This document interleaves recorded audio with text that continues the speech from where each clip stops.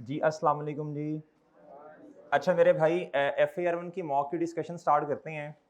अच्छा जी, जैसे आप लोगों को अर्ज़ की थी, उम्मीद है आप लोगों ने वैसे ही क्वेश्चन को अटेम्प्ट करने की कोशिश की होगी। सबसे पहले एमसीक्यूज़ वाला सवाल किसने नहीं किया? सबसे पहले एमसीक्यूज़ वाला सवाल अटेम्प्ट करना है चाँद, सबसे पहले क्या करना है? किस बच्चे ने 15 मिनट को यूटिलाइज़ किया और किसने जल्दी से लिखना शुरू कर दिया? जिस बच्चे ने जल्दी से लिखना शुरू किया, ये बहुत बड़ी गलती है, पेपर में आपने ऐसा नहीं करना।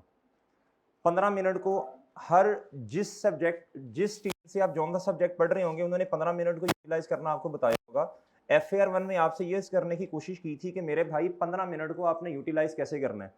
15 मिनट में सबसे पहले जो आपकी ख्वाहिश है कि किस स्टैंडर्ड में से कौन सा सवाल आया, अब मैं वो करने लगा हूँ। मैं अब स्टूडेंट बन गया हूँ जी, इधर आया हूँ ये मेरे पास पेपर आ गया जी, ये मेरे पास मैंने अब ये देखना है कि जी कहाँ कहाँ से सवाल आए हैं। वो सारों में से ही आए हुए हैं, लेकिन एक दफ़ा देख लेते हैं जी। सर, इधर से ही पता चल गया, इधर से ही पता चला कि बच्चों ये सवाल जो है ना दिखने से पता चल रहा है किस स्टैंडर्ड का है। अर्निंग पर शेयर IAS 33 में से सवाल आया और एक्सट्रैक्ट्स पूछे हैं उसने। कोई मसले वाली बात नहीं है, एक्सट्रैक्ट का सवाल कैसे शुरू करना है, प्रॉफिट आफ्टर टैक्स आ जाएगा, उसके बाद बच्चों बेसिक ईपीएस आ जाएगी और डाइल्यूटेड आ जाएगी। बाकी सारा कुछ वैसे ही होना है जैसे एक नॉर्मल सवाल में होता है। ऐसे ही है मेरे भाई, सारी वर्किंग्स बच्चों वैसे ही होनी है जैसे नॉर्मल सवाल में होती हैं। ऐसे ही है सर। इसके अलावा उसने डिस्क्लोजर्स भी पूछे हैं। क्या किए हैं बच्चों? कहता शो ऑल नेसेसरी डिस्क्लोजर्स। चले नहीं, ये आपकी जो चाहत थी पूरी होगी। आगे आए बच्चों, इसमें उसने क्या कहा? उसने कहा जी ये 2 से 3 मिनट में ये काम करना था आपने। कितने मिनट्स में करना था? इस सवाल के अंदर बच्चों गवर्नमेंट ग्रांट देख के पता चल गया गवर्नमेंट ग्रांट है। क्या है बच्चों? देख के पता चल गया। लें सर, स्पेसिफिक लोन आया, देख के पता चल रहा है स्पेसिफिक लोन IS 33 नहीं 23। सर, ये उसने रिक्वायरमेंट के अंदर बता दिया IS 20 बहुत इंपॉर्टेंट है इस दफा, बहुत इंपॉर्टेंट है इस दफा जी। सेपरेट सवाल बनने के बहुत ज्यादा चांसेस हैं, थ्रेटिकल भी या फिर न्यूमेरिकल, यहाँ मिक्स होके आएगा। ठीक है भाई, तैयार रहिएगा IS 20 के लिए। IS 20 में से सवाल आ गया sir.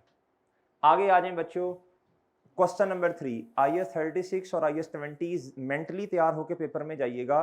There is a possibility कि दोनों को इकट्ठा करके सवाल दे दे। ये एक पास पेपर में क्वेश्चन आया हुआ है इसी तरह का इकट्ठा। इस दफा भी इस तरह के क्वेश्चन आने के चांसेस हैं सर। ये आ गया बच्चों, ये दो स्टैंडर्ड्स का मर्जर था, बल्कि 3 कर लें। IS 36, IS 20 और बच्चों IS 16 तो आता ही आता है ना, जब प्रॉपर्टी प्लांट की बात आ गई तो IS 16 तो कवर हो ही गया। मुझे कैसे पता चला ये कौन सा स्टैंडर्ड है sir? Receive a government grant, इधर से पता चल गया। उसके बाद बच्चों थोड़ा सा जरा नीचे आए तो हल्का सा स्किम करें। ये रीपेमेंट की बातें आ गई, फिर उसने कहा जी इनफ्लोज। एक आधा मिनट इस क्वेश्चन को देखेंगे तो पहचान लेंगे कौन सा क्वेश्चन है। सर चौथे नंबर पे आ जाए। सर जी क्वेश्चन नंबर 4 जी, चैरिटेबल ऑर्गेनाइजेशन। इधर से पता चल गया कौन सा क्वेश्चन है जी, एनपीओ का सवाल है। कौन सा क्वेश्चन है बच्चों? जी सर।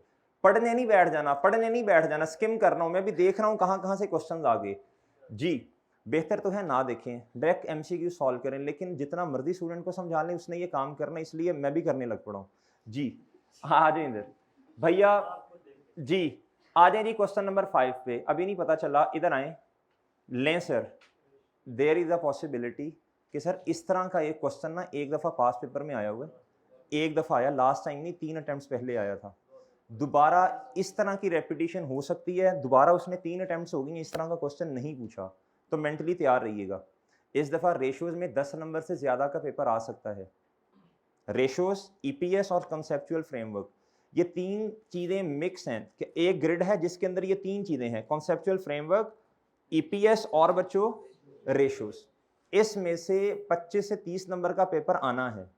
अब या तो ईपीएस वाला बड़ा सवाल बनेगा या रेशियोज का बनेगा, और रेशियोज का बड़ा सवाल बनने का सेक्शन बी में जाने के चांसेस ज्यादा हैं। समझ रहे हैं बात जी। और IS 8 या करेक्शन ऑफ एरर्स और चेंजेस इन इक्विटी के साथ मिक्स होकर भी ईपीएस आ सकता है। ये एक पास पेपर में सवाल आया हुआ है इस तरह का सर। इधर आ जाइए, ये एमसीक्यूज हैं जी, ये एमसीक्यूज नजर आ रहे हैं, एमसीक्यूज नजर आ रहे हैं सर। सेक्शन बी पे आ जाइए सर। ये तो देखने से पता चल रहा है चेंजेस इन इक्विटी का क्वेश्चन है, बस इधर तक ही पढ़ना है। लें सर, आ जाएं इधर, आ जाएं इधर, आ जाएं इधर, आ जाएं इधर, आ जाएं। जी जी जी जी जी जी जी लें सर, कैश फ्लो का सवाल है सर। कौन सा? कैश फ्लो आ गया जी। और आया भी क्या क्या बच्चों? Direct method. क्या आ गया बच्चों? लें सर। नेक्स्ट आ जाए बच्चों, ये जी प्रिपेयर रेलिवेंट एक्सट्रैक्ट्स। नोड का सवाल नहीं पूछा उसने, एक्सट्रैक्ट्स का सवाल पूछ लिया। किसका? जी। तो ये अब इसमें 4 ट्रांजैक्शंस हैं। कितनी हैं? ये मशवरा आपको दिया था, एक्सट्रैक्ट का सवाल जब आएगा आपने एक ट्रांजैक्शन को पकड़ना है और दोनों अगर कंपैरेटिव भी हैं सवाल में तो दोनों को साथ साथ लेके चलना, पहले पिछला साल और साथ ही अगले वाला साल। एक्सट्रैक्ट्स में ऐसे करने का मशवरा दिया था और नोड के सवाल में क्या मशवरा दिया था? कंपैरेटिव को पहले फिल कर लें क्योंकि उसके बगैर आगे क्वेश्चन चलेगा नहीं। पहले पिछला साल मुकम्मल करें सारी ट्रांजैक्शंस का, और बात समझ गए हैं, फिर अगले वाले पे जाएं। और अगर बहुत ही आसान सा आ गया है तो फिर कोई नहीं, फिर अगले वाला भी साथ ही कर लें किसी एक आधी ट्रांजैक्शन का। ये बात समझ आती है भाई? लें सर, ये हमने पेपर को 3-4 मिनट में क्या कर लिया? स्किम कर लिया। अब हम वापस आ गए, ये ख्वाहिश पूरी होगी भाई, देखना है कहाँ कहाँ से चीजें आई हैं। मेरा ख्याल है सारे स्टैंडर्ड में से आई हुई हैं। जी सर, अब आ जाएंगे एमसीक्यूज पे। लें सर, कहता है जी select the most appropriate. Most appropriate का मतलब समझा दीजिए क्या होता है? जो सबसे ज्यादा बेहतर है ऑप्शंस में। कहता जी लें सर, हम सबसे ज्यादा बेहतर सिलेक्ट करते हैं। कहता capitalisation of borrowing cost should be suspended. कब सस्पेंड होती है बच्चों? कहता one substantially all the activities necessary to prepare a qualifying asset for its intended use are, बोले शाबाश, आर बच्चों क्या? कंप्लीट। जी ये बात सही है या गलत है? बोले जी, ये बात सही है या गलत है? कहता when substantially all activities complete हो जाएं तो बच्चों ये बात सही है, लेकिन ये किसके लिए है? हाँ जी, उसने क्या पूछा? कहता capitalising borrowing cost should be suspend, suspend कर देनी है। कहता जी during a temporary delay, which is a temporary delay की बात कर रहे हैं। कहता which is the necessary part of a process. Temporary delay का मतलब समझाते हैं आप मुझे? क्या कुछ अच्छा बताएं, इसमें सस्पेंशन करनी है कि नहीं? कहता which is a necessary part, which is अ, इस लफ्ज से पता चला बच्चों ये तो प्रोजेक्ट का पार्ट था थोड़े दिनों के लिए काम को रोकना, तो नेसेसरी पार्ट है बच्चों, इसमें सस्पेंशन नहीं होनी। जैसे काम चल रहा है बोरोइंग कॉस्ट को चलाते रहे। नेक्स्ट बच्चों, कहता during extended period in which active development of a qualifying asset is interrupted। बच्चों जब ये वाला सीन होगा ना, एक्सटेंडेड पीरियड का मतलब है वो वाला पीरियड जिसमें काम क्या हो गया बच्चों? बंद हो गया। इन विच एक्टिव डेवलपमेंट, जिसमें डेवलपमेंट हो रही थी वो होना क्या हो गई बच्चों? बंद हो गई। कहता of a qualifying asset is interrupted, तो बच्चों सस्पेंशन हो जाएगी। फिर हो जाएगी बच्चों कि नहीं होगी? जी आ जाए बच्चों। ऑल, भाई ऑल ऑफ द अबव तो हो ही नहीं सकता ना, तो करेक्ट बता दीजिए। नेक्स्ट कहता which of the following statements is correct about financial statement based on historical cost in times of price. बच्चों ये ना कॉन्सेप्चुअल फ्रेमवर्क से रिलेटेड है। कॉन्सेप्चुअल फ्रेमवर्क में हमने एक बात पढ़ी थी, अगर हम हिस्टोरिकल बेसिस पे चल रहे हैं ना तो उससे क्या होता है? 2 मसले होते हैं। क्या बोला? क्या क्या क्या बच्चों? एसेट्स अंडरस्टेटेड होते हैं और प्रॉफिट, ये बड़ी मशहूर और मरूफ बात थी ये वाली। ये 2-3 दफा जब हमने एमसीक्यूज किए तो उसमें आ रही थी बार बार। इसका जवाब है बच्चों अल्फा। नेक्स्ट जी, कहता जी कैलकुलेट द प्रॉफिट और लॉस ऑन डिस्पोजल अंडर दोनों मेथड। IAS 14 में मेरा ख्याल है 2 मेथड्स होते हैं, आपका भी यही ख्याल है? एक है जी कॉस्ट मॉडल, एक है बच्चों fair value model. Sir fair value model में फेयर वैल्यू को अपडेट किया जाता है, सही है जी, और कॉस्ट मॉडल के अंदर क्या करते हैं? डेप्रिसिएशन चार्ज करते हैं। ऐसे ही है सर? अच्छा, फेयर वैल्यू मॉडल में तो ऐसे आ जाएगा गेन और लॉस, मसला ही नहीं है ना, आपने फेयर वैल्यू उस तारीख की देखनी है। अच्छा जी अच्छा जी अच्छा जी। कहता जी an entity purchase investment property 1 जनवरी 18 को 35 मिलियन। कहता है यूजफुल लाइफ 30 साल है बच्चों, रेजिडुअल वैल्यू 0 है। एट 31 दिसंबर 2020 यानी 3 साल गुजरने के बाद कहता फेयर वैल्यू कितनी है भैया? 42 मिलियन। कहता sir on 1 January 2021 the property was sold for net proceeds. Net proceeds का मतलब समझा दें। कहता देखें जितने नेट प्रोसीड का मतलब प्रोसीड्स, उसमें से अगर कोई बेचने में खर्चा हुआ ट्रांजैक्शन कॉस्ट डिस्पोजल की, कहता वो उसमें से हमने आपको नेट करके दिए सर। भैया बताएं जी नेट प्रोसीड्स कितनी है? फेयर वैल्यू मॉडल में एसेट इस टाइम कितने पे पड़ा है? 42 पे। भैया लॉस बता दीजिए जी। इसका मतलब हुआ फेयर वैल्यू में लॉस है, इसका मतलब है ये दो सही लग रहे हैं। ऐसे ही है ना, किसी एक को देख लेना, ये दो सही लग रहे हैं। अब ये वाला या ये वाला ये देखना है। अच्छा भाई इस तरह देखिएगा जरा। भैया एसेट कितने साल बिजनेस ने अपने पास रखा? बोलें 18, 19, 20, 3 साल। 3 साल डेप्रिसिएशन भी चार्ज की होगी। एसेट की कॉस्ट बताएं 35। कैलकुलेटर पकड़ें। 35 माइनस रेजिडुअल वैल्यू 0 है, डिवाइड करें यूजफुल लाइफ 30 है बच्चों। 1 साल की डेप्रिसिएशन आ गई। आप देखें अब दो तरीके हैं, आप डायरेक्ट बुक वैल्यू निकाल सकते हैं और एक्यूमुलेटेड डेप्रिसिएशन निकाल सकते हैं। अगर तो आपने एक्यूमुलेटेड डेप्रिसिएशन निकालनी है तो बच्चों मल्टीप्लाई करना पड़ेगा 3 से। बताएं कितनी आती है? तो 35 में से 3.5 माइनस कर दीजिए, 31.5 आ गया आपके पास। ठीक है सर। अच्छा जी, ये आपके पास आ गई book value. Book value direct भी आ सकती है, आपको बताया हुआ है जी। शाबाश। देखें 30 साल टोटल लाइफ है, एसेट कितना इस्तेमाल हो गया? बुक वैल्यू कहते हैं बची हुई अमाउंट को, और मैंने अगर बची हुई लाइफ से मल्टीप्लाई कर दिया तो मेरे पास बची हुई अमाउंट आ जाएगी ना। मैं क्या करता हूं, 30 में से 3 साल माइनस करता हूं, मल्टीप्लाई 27 कर देता हूं। तो मुझे बता दीजिए भाई, अगर मैं डायरेक्ट 27 से मल्टीप्लाई कर दूं तो 31.5 कैलकुलेटर पे आ जाएगा। बुक वैल्यू आ गई। भैया कॉस्ट मॉडल में बुक वैल्यू है जी 31.5। एसेट बिका कितने का? तो भैया दिस इज योर जवाब, चार्ली इज जवाब। डन डन बच्चों जी। भाई सही नहीं सही हुआ ये वाला जी।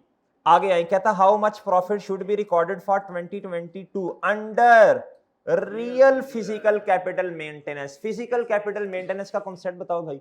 फिजिकल कैपिटल मेंटेनेंस, एक रियल है, एक क्या है बच्चों मनी, और तीसरा है फिजिकल। फिजिकल के अंदर कौन से वाला रेट लेते हैं? General, general, specific. शाबाश शाबाश। स्पेसिफिक हमेशा जनरल से ज्यादा होगा, और हम स्पेसिफिक हमेशा इधर छोटी बड़ी है। पता है तुझे क्या होना है इसके साथ? फिर क्या नहीं कह सकते, स्पेसिफिक हमेशा ज्यादा होगा जनरल से।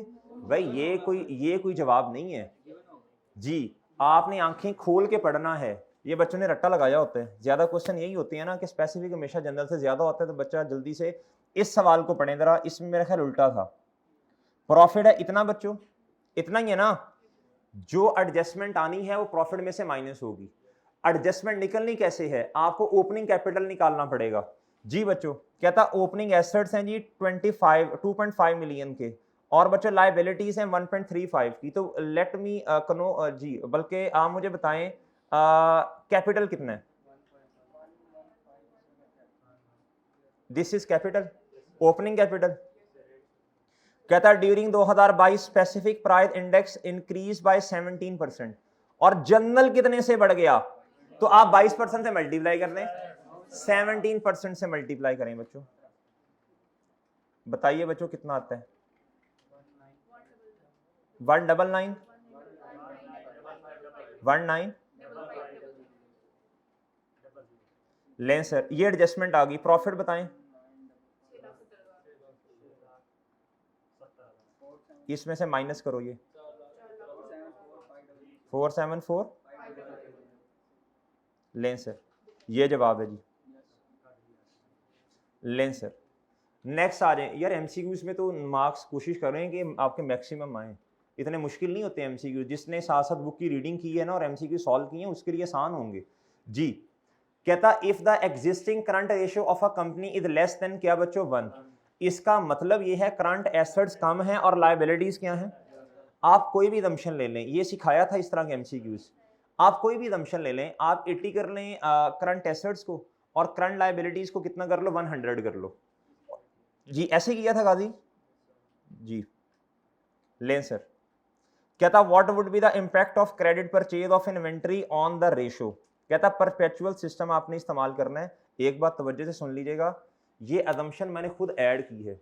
ये एक दफा पास पेपर में क्वेश्चन आया था और आई कैप के एग्जामिनर ने आगे ये परपेचुअल नहीं लिखा हुआ था।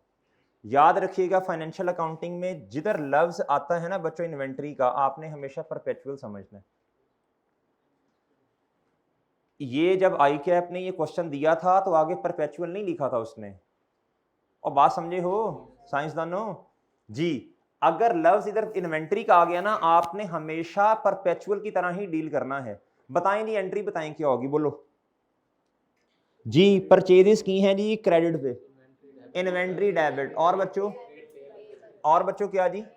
अच्छा, अब इसका मतलब ये हुआ, आप इस तरह कर लेना, 10 रुपए की परचेज है, इन्वेंट्री बढ़ गई बच्चों, एसेट बढ़ गए यानी करंट एसेट, डिवाइडेड बाय बच्चों 110 ही हो गया। बताएं बच्चों इधर रेशो कितनी बनती है, 0.8। इधर कितनी बनी, 8.1 या 8.2। बच्चों रेशो बढ़ गई है लेकिन 1 से अभी भी कम है। तो जवाब देख लीजिए क्या है। उधर ना साइंसदान नहीं बनते पेपर में बैठ के, इस तरह कर लेते हैं फिगर एज्यूम करके। जी बताएं, जवाब बताएं। करंट रेशो वुड इंक्रीज, आगे आगे आगे आगे कहता current ratio would increase but would remain higher than 1। बच्चों ये गलत है। कहता current ratio would decrease but would remain lower than, बच्चों ये भी गलत है। कहता करंट रेशो, तो जवाब फिर ये बना। ठीक है जी, अगर ये ऑप्शन होता current ratio would increase but lower, तो वो इससे भी ज्यादा अच्छा होता, वो इससे भी ज्यादा अच्छा जवाब होता। बात समझे बच्चों जी, ये बात समझ आ गई। अच्छा जी, पास पेपर में क्वेश्चन आया हुआ है, उसमें मैं अर्ज की है आपसे कि उसने ये वाली दमशन आगे ऐड नहीं की। आगे आए sir, an NPO has a fund, NPO सुहेर साहब किधर है वाला, सुहेर नहीं है क्लास में,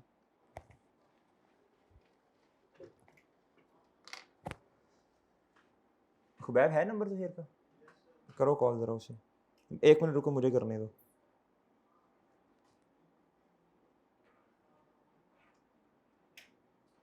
जी कहता NPO has a fund that is subject to externally impose stipulation, stipulation का मतलब शर्त होता है, condition, on specifying the resources contributed to be maintain permanently. बच्चों परमानेंटली बताएं कौन सा फंड होगा, इधर से पता चल गया जी। कहता ऑल्दो द कॉन्स्टिट्यूएंट एसेट्स में चेंज टाइम टू टाइम। जी बच्चों ये डेफिनेशन एंडोमेंट फंड की है, ये तो पक्का टक्का सही होना चाहिए था। नेक्स्ट बच्चों, नेक्स्ट कहता which two of the following factor would cause companies gross profit percentage on sale to be above than expected. बच्चों याद रखिएगा, वो क्लोथिंग स्टॉक का रिलेशन प्रॉफिट के साथ डायरेक्ट है और ओपनिंग स्टॉक का इनवर्स है। ओपनिंग स्टॉक अगर कम होगा तो प्रॉफिट, एक तो ये बात होगी बच्चों। सेल प्राइस वर हायर देन एक्सपेक्टेड। बच्चों सेल प्राइस जब ज्यादा होगी ना, बताएं इसका फर्क क्या पड़ेगा जी। नहीं दोनों नहीं भाई, सेल वॉल्यूम का इंपैक्ट दोनों पे आता है। सेल वॉल्यूम का मतलब है यूनिट्स ज्यादा बेचे तो बनाए भी ज्यादा। प्राइस का इंपैक्ट सिर्फ सेल के अंदर छुपा है। किसके अंदर छुपा है बच्चों, देखो ना यार, चीज महंगी हो गई है, क्या हो गई है यार, इसका कॉस्ट के साथ तो कोई लिंक नहीं है ना। आपने महंगी नहीं होगी, सॉरी, आपने महंगी बेची है, कंपनी ने महंगी बेची है, तो सेल बढ़ी है ना भाई जी। कहता सेल प्राइस अगर ज्यादा है तो प्रॉफिट भी क्या होगा बच्चों, एक्सपेक्टेशन से ज्यादा। सेल वॉल्यूम वर हायर देन एक्सपेक्टेड। बच्चों वॉल्यूम क्या होता है, पहले 5 यूनिट्स बेचते थे और 5 ही बनाए होंगे, मैं अज्यूम कर रहा हूं क्लोथिंग स्टॉक नहीं है, ओपनिंग में नहीं है भैया, अब 7 ही यूनिट्स बनाए हैं और 7 ही बेचे हैं, ये है वॉल्यूम का इंपैक्ट। क्या है बच्चों, डिमांड बढ़ गई है ना। सुहेर साहब इधर ही बैठ जाएं और साथ साथ ना सोल्यूशन टाई करते जाएं, इधर ही बैठ के, दोबारा नहीं टाइम मिलेगा। ये एमसीक्यूज के जल्दी से एक नजर सोल्यूशन देख लें जी, और उधर उसके साथ टाई करते जाएं जो पेपर है आपके पास। जल्दी से पहले का सी है, दूसरे का ए है, तीसरे का चार्ली है, पहले का चार्ली है, दूसरे का ए है, तीसरे का चार्ली है, चौथे का बीटा है, पांचवें का अल्फा है, छठे का डेल्टा है, सातवें का ए और बी है। डन सर, चलें लें सर, आगे आ जाओ बच्चों। भाई ये बात समझ आ गई। कहता decrease in carriage charges borne by the company on good sent to, भाई कस्टमर को जो चीजें भिजवाई जाती हैं उसे कैरिज, उस पे जो खर्चा होता है उसे कैरिज इन कहा जाएगा या कैरिज आउट? Carriage out. क्या कहा जाएगा? तो कैरिज आउट तो भाई ऑपरेटिंग एक्सपेंस में आता है, उसका जीपी के साथ तो ताल्लुक ही कोई नहीं है। और बात समझ रहे हैं? इधर जीपी के साथ ताल्लुक बताना है आपने। तो बच्चों जवाब ए और बी बन गया। सर कहता एबीसी, ये ना बड़ा अच्छा एमसीक्यूज लगता है मुझे, ये थोड़ा सा इसमें कैलकुलेशन इन्वॉल्व होती है। एबीसी लिमिटेड है द करंट रेशियो ऑफ भाई 1.5, ठीक है जी। इसका मतलब है बच्चों बताओ शाबाश, करंट एसेट्स 1.5 टाइम्स ज्यादा है किससे? करंट लायबिलिटीज से। And Tej ratio, quick ratio कहता ये है 0.8। अब इधर जरा मुतवज्जे होना है आपने भाईजान, मैं पहले करंट रेशो लिखने लगा हूं। सर अगर हैं जी 150, ये तो ये कितने होंगे? ऐसे ही है, ऐसे ही है, बल्कि उसने कुछ बताया हुआ है। उसने कहा है, कहता calculate the value of inventory if its current liabilities are कितना बच्चों? अच्छा इधर फिर उस वाली उसकी जम्पशन लेते हैं ना। इधर है मेरे भाई करंट लायबिलिटीज 8 लाख, ठीक है जी। करंट लायबिलिटीज कितनी है? 8 लाख। ये 1.5 टाइम्स कम है, इसका मतलब है एसेट्स को बढ़ाओ ना जरा, इतने से 1.5 से बढ़ाओ। डन बच्चों। अब क्विक रेशियो लिखो। इसका फॉर्मूला क्या होता है? करंट एसेट्स बिल्कुल यही वाले माइनस बच्चों इसमें से क्या कर दो? इन्वेंट्री माइनस कर दें। पता नहीं है अभी वो कितना है, बहरहाल ये तो पता है ना, ये तो सेम रहा ना, ये तो चेंज नहीं हुआ ना। अच्छा जी, अब मुझे एक बात बताएं, ये पता चल सकता है ना ये 0.8 है, तो इसका 0.8 कितना बना? कितना? इतना ही बना ना। मैं अपनी तरफ से कुछ नहीं लिख रहा, उसने जो कहा है वो लिखा है मैंने बस। अब इन दोनों में जो डिफरेंस आया, वो डिफरेंस की वजह बोले तो इन्वेंट्री है। क्या है बच्चों? देखो ना, इसमें से करंट एसेट्स हैं, ये करंट एसेट माइनस इन्वेंट्री कर दूंगा तो ये आ जाएगा। इसके अंदर इन्वेंट्री शामिल है, इसमें से सिर्फ इन्वेंट्री निकाल ली तो ये जवाब आया। डिफरेंस बता दें क्या है इन्वेंट्री का? बता दें कितना है जी? कितना बच्चों? 5 लाख। लें सर, ये है जी जवाब। ओके। कहता an NPO received restricted contribution, restricted बाहर से बंदा आया, उसने कहा भाई बात सुनो। अच्छा कहता for the repayment of debt, ये डेट वाले सिनेरियोस थे, 2-3 थे, याद है आपको? कहता जी the related debt was incurred for the payment of expenses expected to be incurred in the next 3 साल। भाई पैसे मिल गए, कंट्रीब्यूशन मिल गई, लेकिन खर्चा भी आगे आने वाले 3 सालों में करना है। तो भैया मैचिंग कॉन्सेप्ट जहन में लेके आए, जैसे जैसे खर्चा होगा, बोला भाई एक्सपेंस जैसे जैसे करेंगे वैसे वैसे इनकम का पार्ट बना लेंगे। Sir how should the receipt be recognise under, जवाब बता दें बच्चों। कहता डेफर करें अभी, and recognise revenue in the relevant period applying the, okay भाई, ओके बच्चों जी, इधर तक कोई मसला? इधर तक कोई मसला? सर एमसीक्यू सॉल्व हो गए।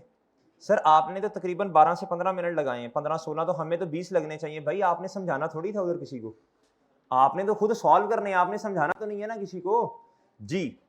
अब मेरे भाई अच्छा स्टूडेंट वो होता जो सेक्शन ए के सवालों को पहले देखता, सेक्शन बी पे जाएंगे टाइम ज्यादा लगेगा। मैं आपकी जगह होता ना, मैं कभी बीपीएस का क्वेश्चन पहले ना करता मैं। अच्छा बड़ी सिंपल, इधर देखो ना, इधर देखो प्रूफ, देखो इधर देखो यार, ये 2 नंबर का सवाल है, इसके 3 नंबर हैं इस ट्रांजैक्शन के, इसके 2 हैं, तो ये पहले नहीं करना चाहिए हमें। अच्छा मैं ये भी पहले ना करता, तो फिर क्या करता अभी बताता हूं। सर ये है जी क्वेश्चन नंबर 4, ये क्वेश्चन नंबर 4 है।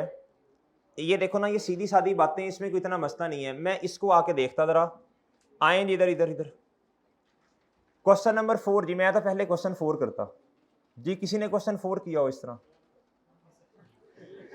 अच्छा कहता should the revenue generated and the related expense be presented on a gross basis, और बच्चों याद रखिएगा ये थ्योरी के लिए इंपॉर्टेंट है एनपीओ की। कहता a charitable organisation undertake several fund raising initiative such as online auction फलां फलां फलां। कहता था ऑर्गेनाइजेशन कोलैबोरेट्स जी with an external event planner to manage the charity run. यार देखो ना, वो असल में ना किसी सेलिब्रिटी को बुला लेते हैं कि सर आप आएंगे तो लोग ज्यादा। अच्छा जी, कहता while it's in house team, जो उनके घर के बंदे हैं, and volunteers organise the other events, कहता all proceeds of these activities are collected under the organisation's name, यानी एनपीओ के नेम। अब मेरी बात सुने बच्चों, बेशक बाहर से बंदा एक उन्होंने बुलाया जी, मेहमान खसूसी जिसे कहा जाता है। अच्छा, अब बेशक वो बाहर से आ रहा है, लेकिन बच्चों उसने आके क्या करना है? उसने आके इंतजामात नहीं देखने। ये इंतजामी उमूर सारे के सारे किसके पास हैं जी? एनपीओ के पास हैं। तो बच्चों आप मुझे बताएं, अगर सारा कुछ इन्होंने करना है तो रेवेन्यू एक्सपेंस को किस तरह रिकॉर्ड करेंगे? सॉरी, एक्सपेंस को कैसे रिकॉर्ड करेंगे? ग्रॉस बेसिस पे। ये आई कैप की स्टडी टेक्स्ट की एग्जांपल है जो कि हमारी किताब के अंदर भी मौजूद है। ठीक है भाईजान, इंपॉर्टेंट है ये, 2 नंबर की थ्योरी में पूछ सकता है वो, कभी नहीं इसने पूछा आज तक। जी सर, जब मैंने पढ़ाया था तब क्यों नहीं ये सवाल पूछा था? ये वाला उसने क्या कहा? ये बिल्कुल वही वाला सिनेरियो है। जी जी, मैनेज करने नहीं आ रहा भाई, मंगन मुंगन आ रहे हैं। और मैनेज द चैरिटी का मतलब है कॉल करेगा कि भाई पैसे दो यार। हाँ जी, अगला आ जाए बच्चों, medicine for all NPO which provide medicine. अच्छा, ये वाला जो सवाल है ना, ये कौन सा है भला, याद करें। ये है नॉमिनल वाला, शाबाश बच्चों। इस केस में क्या होता है, याद रखिएगा बच्चों, इस सिनेरियो में क्या होगा, अगर तो एनपीओ जो है वो सस्ते दामों में चीजें लोकल कम्युनिटी को दे रही है, तो हमेशा याद रखिएगा इन्वेंटरी किस पे रिकॉर्ड होगी? Lower of. क्या बच्चों? Lower of. IS2 वाला लोअर ऑफ नहीं, कॉस्ट एंड एनआरवी वो नहीं है इधर। इधर क्या है बच्चों, बोलो। इधर क्या है बच्चों? कॉस्ट एंड रिप्लेसमेंट कॉस्ट, जिसे आप कहते हैं करंट रिप्लेसमेंट कॉस्ट। और काइंड के केस में क्या होगा? फेयर वैल्यू और जी करंट रिप्लेसमेंट कॉस्ट। अब इस तरह करें जी, ये तो आसान सवाल था सीधा सीधा। ये बच्चों इधर इस दोनों का कंपैरिजन करना है जी, काइंड के केस में ये 28,000 जवाब है। इधर बच्चों ये दवाइयों के नाम आप पढ़ लीजिएगा। अच्छा, इधर आए जी, लोअर बताएं। अब इन दोनों का कंपैरिजन होगा, इसका और इसका। ये लोअर है बच्चों, इधर से ये लोअर है, इधर से ये लोअर है, और ये दोनों बराबर है। तो सबको ऐड कर लीजिएगा, जवाब आ जाएगा। ये उसने पूछा था अमाउंट ऑफ इन्वेंटरी बतानी है। सर नेक्स्ट आ जाए जी, लें सर, एक कॉन्सेप्ट हमने ये पढ़ा था कि भाई एसिड अगर तबाह दे, अगर एसिड के हो जाए बच्चों, फायर, आग लग गई है, सही है सर, एबनॉर्मल लॉस अगर हो गया है, तो भैया एबनॉर्मल लॉस के केस में एबनॉर्मल लॉस डेबिट, और बच्चों फलां जितने से एसिड किताबों में पढ़ा है वो क्या हो जाएगा? क्रेडिट। लेकिन भाई एनपीओ को अगर किसी ने चैरिटी दी होगी तो उससे रिलेटेड वो अनअमोर्टाइज कॉस्ट जिसे कहते हैं, अनअमोर्टाइज बैलेंस, सॉरी, यानी वो डेफर्ड कंट्रीब्यूशन, वो भी तो किताबों में पड़ी होगी ना, उसको भी फौरन क्या कर लें बच्चों? डेबिट कर दें, और जितनी पड़ी है उतने से क्या कर दो बच्चों? अब आहिस्ता आहिस्ता हो तो उसने इनकम का पार्ट नहीं बनना ना। देखो, एसेट एक कैपिटल एक्सपेंस है, क्या है बच्चों? ये एक्सपेंस का पार्ट बनता है आहिस्ता आहिस्ता, जितनी उसकी लाइफ है, ऐसे ही है ना। अब भैया हमने कहा था मैचिंग कॉन्सेप्ट ये कहता जैसे जैसे आपने एसेट को एक्सपेंस का पार्ट बनाना है, वैसे वैसे ही आपने इनकम को भी इनकम का पार्ट बनाना है, सही है। इसलिए उसको डेफर कर लो आज, सॉरी कंट्रीब्यूशन को आज क्या कर लो? डेफर कर लो, यानी उसको लायबिलिटी में ले जाओ। और सेम बेसिस पे जैसे एसेट को एक्सपेंस का पार्ट बना रहे हैं, वैसे वैसे इसे इनकम का पार्ट बना लो। आज तो एसेट सारा ही क्या हो गया बच्चों? तबाह दे। अब हमने फॉरेन एसेट को एक्सपेंस का पार्ट बना दिया, अब नॉर्मल लॉस डेबिट, और बच्चों क्रेडिट क्या? Property plant and equipment. भाई अब जो इनकम जो आहिस्ता आहिस्ता आपने किताबों में रिकॉर्ड करनी थी, उसको भी यकदम रिकॉर्ड कर देंगे। डेफर्ड कंट्रीब्यूशन डेबिट, सही है जी, और सॉरी डेबिट, और क्रेडिट क्या हो जाएगा बच्चों? इनकम क्रेडिट हो जाएगी, कंट्रीब्यूशन इनकम क्या हो जाएगी? ले सर, इसका ये जवाब है जी। ये 8 लाख रुपए आपको नजर आ रहे हैं भाई, इतने से एसेट किताबों में पड़ा है। और अनअमोर्टाइज्ड डेफर कंट्रीब्यूशन किताबों में 5 लाख से पड़ी है। कहता एट इस तारीख पे the furniture was destroyed by fire completely, मुकम्मल तौर पे, और कहता गाजी उसकी अब कोई भी वर्थ नहीं है, उसकी अब कोई भी वर्थ। लें सर, आए इधर सोल्यूशन पे, आ जाए बच्चों, आ जाए आ जाए आ जाए आ जाए। लें सर,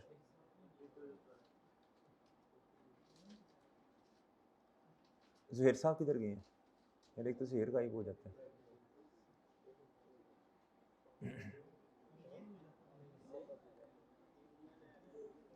अच्छा जी,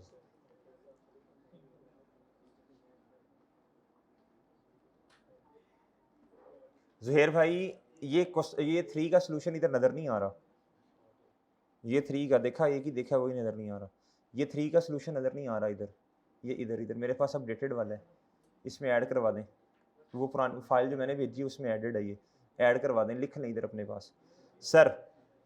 उसके बाद आ जाएंगे क्वेश्चन नंबर 2 के ऊपर। क्वेश्चन नंबर 2 पे आना है भैया, करेक्शन ऑफ एरर में से नॉर्मली सवाल आता ही आता है। इस दफा 2 तरह के सवाल एक्सपेक्टेड हैं करेक्शन ऑफ एरर में, या तो जनरल एंट्रीज पूछेगा, और अगर जनरल एंट्रीज पूछी तो मेरा नहीं ख्याल कि वो सादा वाली पूछेगा कि से रिटर्न को इस तरह ट्रीट कर लिया, सही है जी, फलां को, ऐसा नहीं करेगा। अगर इस दफा जनरल एंट्रीज आई, ग्रॉस प्रॉफिट वाला लास्ट टाइम आया, मेरा नहीं ख्याल इस दफा वो दोबारा पूछेगा। इस दफा 2 तरह के सवालात आने के चांसेस हैं करेक्शन ऑफ एरर में से, या तो जनरल एंट्रीज या फिर बच्चों प्रॉफिट और लॉस स्टेटमेंट को बनाएगा और उसे एडजस्ट करवाएगा। इस तरह के सवाल की प्रैक्टिस करनी है। क्वेश्चन बैंक का question number 7 correction of error का जाके देख लीजिएगा। अगर बच्चों आपने बैलेंस शीट उसने गलत दी होगी और आपसे कहेगा करेक्ट वाली बैलेंस शीट बना दें, इस तरह के सवालों की प्रैक्टिस करनी है तो क्वेश्चन नंबर 5 पास पेपर का और क्वेश्चन नंबर 3, ये 2 सवाल हैं, जाके देख लीजिएगा, ये पास पेपर्स के हैं सर। लेकिन अगर उसने एंट्रीज वाला सवाल दिया तो सादा वाला सवाल नहीं अब उसने देना, अब वो बोरोइंग कॉस्ट के अंदर आपको लेके जाएगा, गवर्नमेंट ग्रांट में से कुछ पूछ रहा होगा, ये तैयार रहिएगा, इन्वेस्टमेंट प्रॉपर्टी में से कुछ पूछेगा। इस तरह का क्वेश्चन अभी तक उसने टेस्ट नहीं किया, ये टेस्ट किया था एक दफा हमने, याद है जी, पोस्ट बैच का टेस्ट नंबर 6 था ये जी। आ जाए इधर, कहता है during the review of accounting records and financial statement for the year ended 31 December 2023 of Bilal traders, कहता following errors were highlighted. Government grant of कितनी बच्चों, 6 lakh has received in 1 January 2020 भाई, कहता है रिलेटेड टू प्लांट, ग्रांट मिली है और वो तो सही है, किस लिए मिली, प्लांट क्या है, प्लांट क्या है, कैपिटल एक्सपेंस है जी। कहता how ever cost of plant and useful life of asset is, बच्चों ये है कॉस्ट किसकी बच्चों, प्लांट की, लाइफ बताएं, लाइफ बताएं, रिस्पेक्टिवली का मतलब होता है बिल तरतीब। Management has stated grant as a reduction in the cost of plant, यानी शुरू में भैया प्लांट को डेबिट किया होगा 1.4 मिलियन से और कैश या पेबल जो भी होगा उसे क्रेडिट कर दिया होगा। मेरे भाई ग्रांट जब आई होगी तो कैश या बैंक डेबिट, और मेरे भाई क्या किया होगा, जो पूरी तरतीब है वो डेफर्ड ग्रांट क्रेडिट।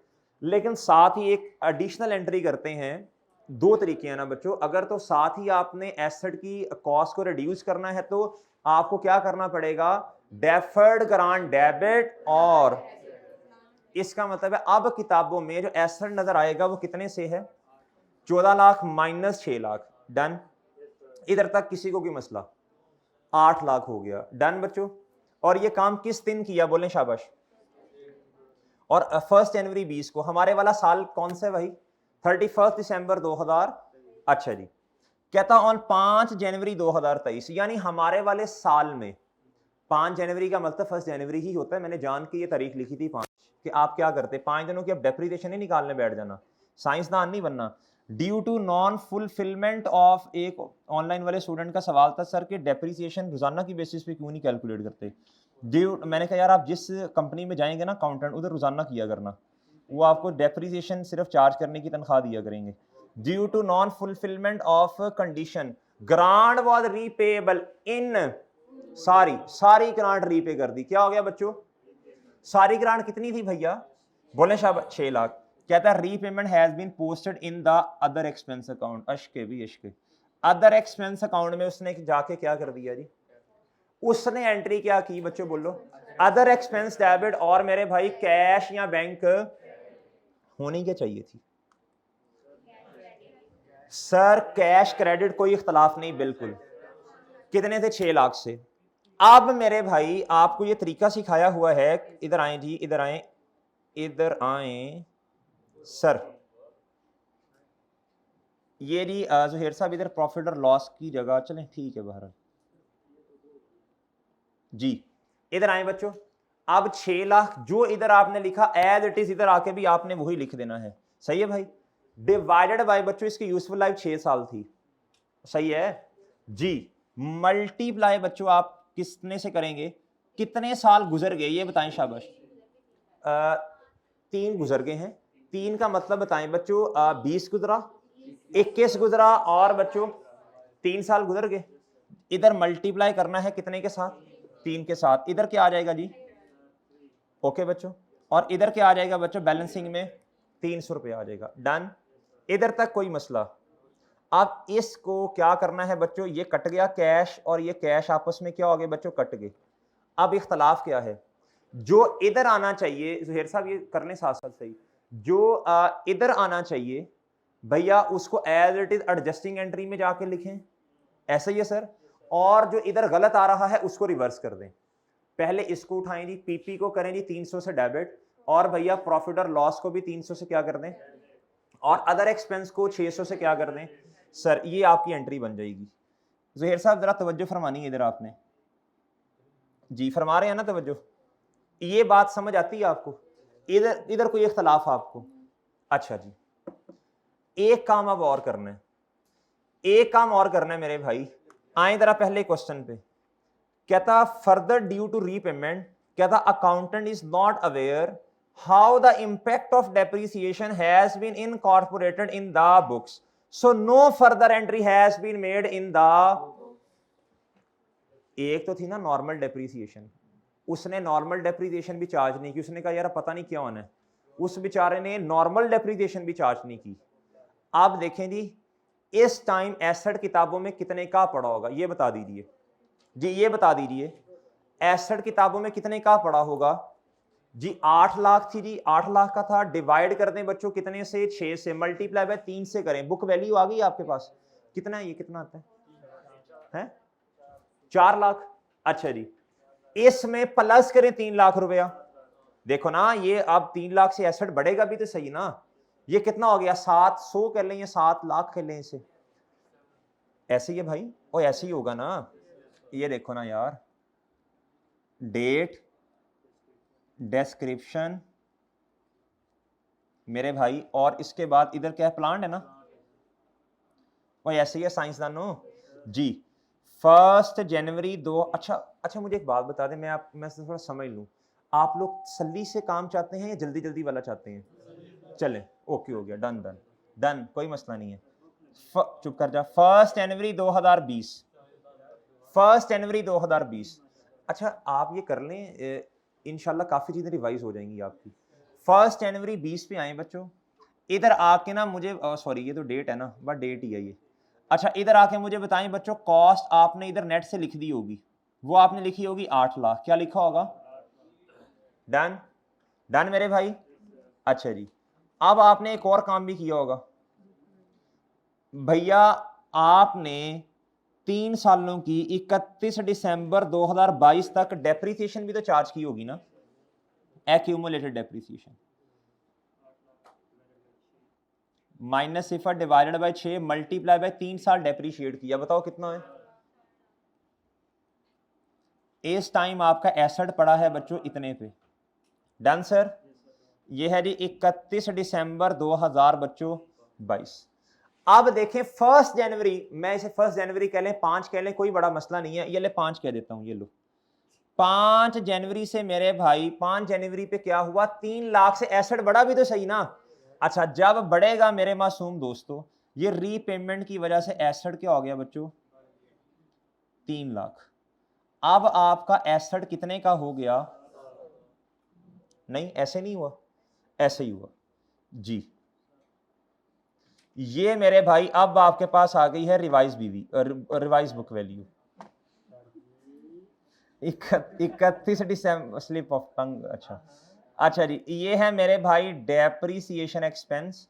अब जब रिवाइज बुक वैल्यू है, अब आपको यूजफुल लाइफ कौन से वाली लेनी है? सही वाली नहीं मरे, सही वाली क्या, रिवाइज कहो सर, रिमेनिंग जी। अच्छा जी, डिवाइडेड बाय 3। और नाराज ना होगा, तेरे जैसे बंदे को तो बंदा ये भी नहीं कहता अच्छा चल कोई नहीं यार ठीक है यार। अच्छा जी, आओ भाई इधर, चलें बताएं जी। अच्छा ये है जी मेरे भाई,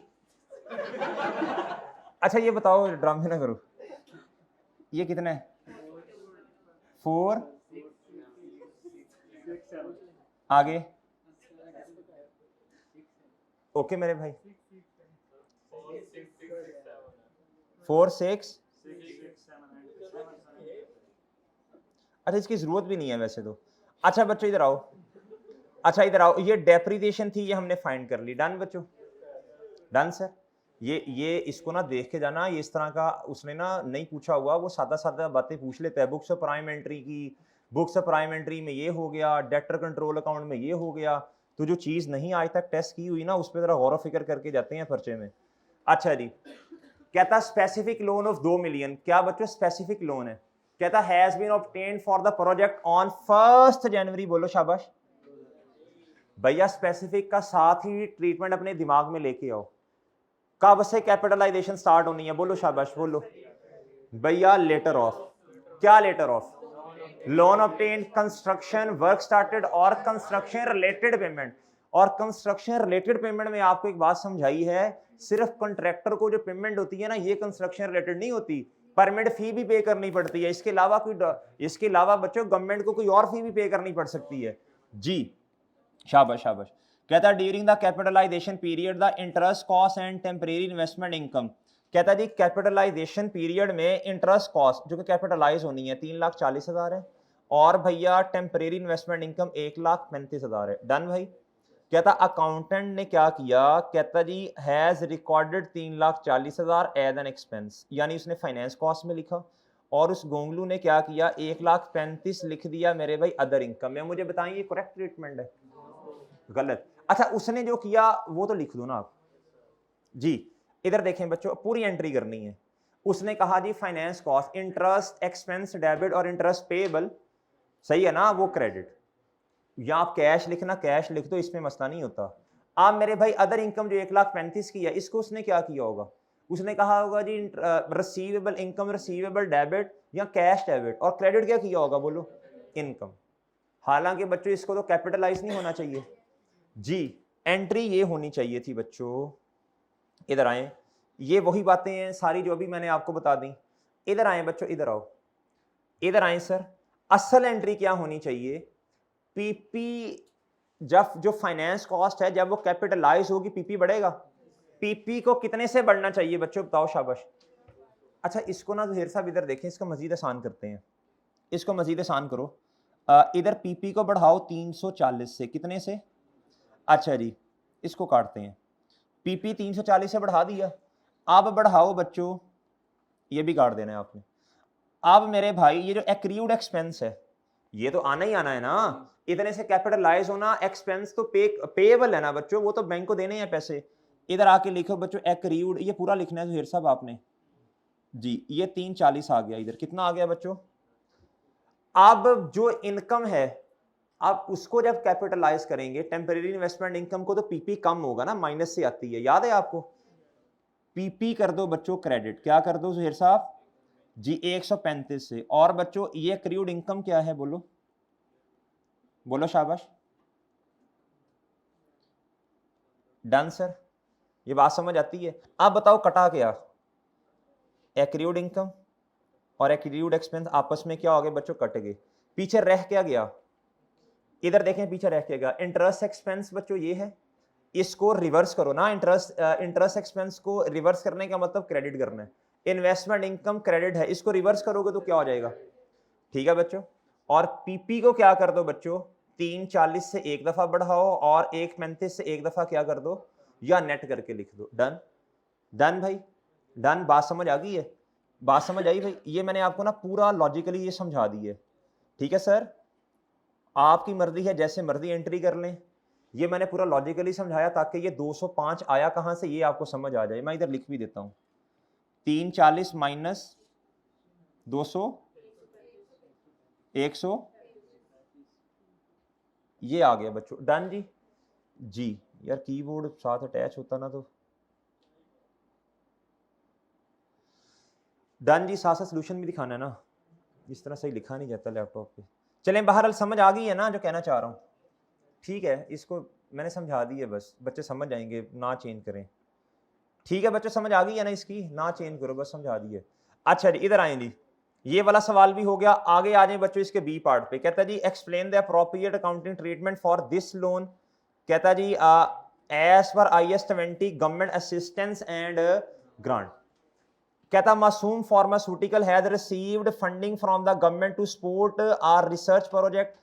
एम उसका क्या है, developing a new treatment for a rare genetic disorder. जी Ghazi, according to the terms of the loan the funding will be forgiven. कहता ये माफ कर दिया जाएगा लोन इफ द, अगर गाजी से, if the company successfully treats the treatment with in 2 साल।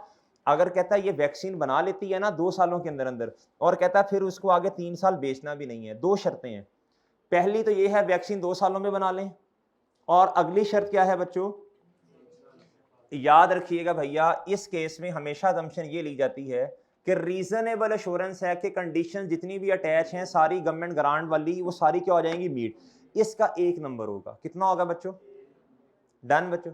अच्छा जी, अब नेक्स्ट मुझे बताएं जी, अगर तो भैया कंडीशन अटैच जितनी भी हैं सारी फुलफिल कर लेंगे, शुरू में तो आपने हमेशा यही लिखना है ना, कहीं भी नहीं लिखा हुआ कि नहीं फुलफिल कर सकेंगे। तो बच्चों ये फॉरगिवेबल लोन बन जाएगा। क्या हो जाएगा, आपने 2 बातें डिस्कस करनी है। आपने कहना अगर तो कंडीशन जितनी भी अटैच है रीजनेबली आपको लग रहा है जी सारी हो जाएंगी, तो फिर ये क्या है जी, गवर्नमेंट ग्रांट है। क्या है, ओके बच्चों। और अगर रीजनेबल एश्योरेंस नहीं है तो बच्चों ये फिर लायबिलिटी है, यानी अगर शर्तें नहीं पूरी कर सकते तो भैया फिर ये लायबिलिटी है। IFRS 9 की तरह डील करना। IFRS 9 के FCR 2 में जाके उस्तादों को आप उधर मौका देंगे, वो पढ़ाएंगे इंशाल्लाह आपको। नेक्स्ट आ जाओ बच्चों इधर। कहता जी record the journal entry, record the journal entry on 1 July 2024 when the loan is received as per IAS 20 government assistance and कहता ऑन 1 जुलाई 2024 कहता Guddu corporation obtained a loan under कहता government support programme. The loan amount is कहता 1.2 million. Interest कितना है बच्चों, 6%। कहता market में इसी तरह का लोन अगर लेने जाए ना तो उसमें इंटरेस्ट कितना होगा, भाई ये 9% का फायदा मिल रहा है। ये क्या है, ये बिलो मार्केट। शाबाश, वेल डन। ये गवर्नमेंट ग्रांट में एक छोटा सा कॉन्सेप्ट है।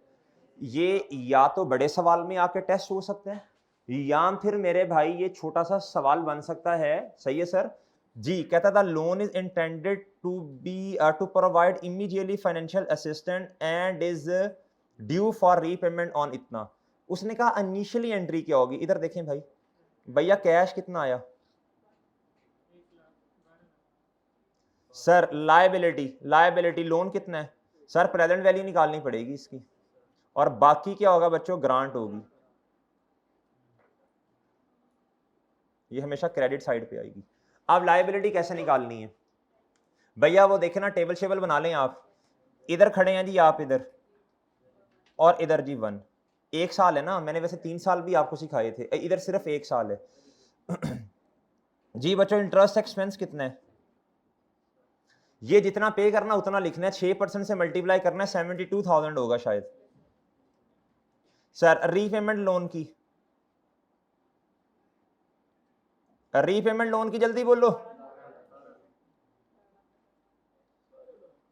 बड़ा औखा निकले जी,